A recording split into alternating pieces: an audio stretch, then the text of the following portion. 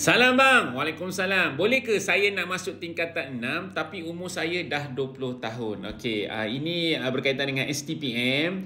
Ramai juga yang berminat nak masuk STPM tahun ni. Sebab apa? Sebab tahun ni boleh katakan anda boleh buat STPM dekat Universiti Kebangsaan Malaysia dan juga USM. Maksudnya anda dapat rasa suasana universiti lah. Okey, bagi menjawab persoalan ni, saya nak anda kongsikan video ini kepada adik-adik kita yang mungkin nak apply STPM ataupun calon persendirian yang nak apply STPM, dan komen dekat ruangan komen anda SPM tahun berapa.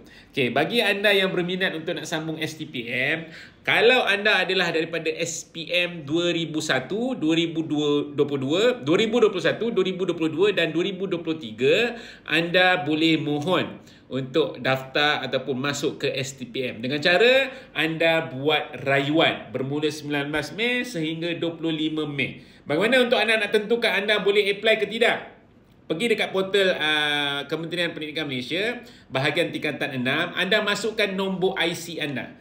Kalau anda layak untuk membuat rayuan, anda boleh buat rayuan. Tapi kalau anda punya nombor IC anda masuk, dia tulis harap maaf, anda tidak layak untuk membuat rayuan STPM. Maksudnya anda tidak layak untuk mohon STPM kerana tidak memenuhi syarat sepatutnya lah untuk masuk ke STPM. So, adik-adik kita yang SPM 2021, 2022, 2023, kalau nak sambung belajar ke peringkat STPM, boleh apply. Tapi kena tengok adakah anda layak ataupun tidak untuk buat rayuan 19 Mei hingga 25 Mei.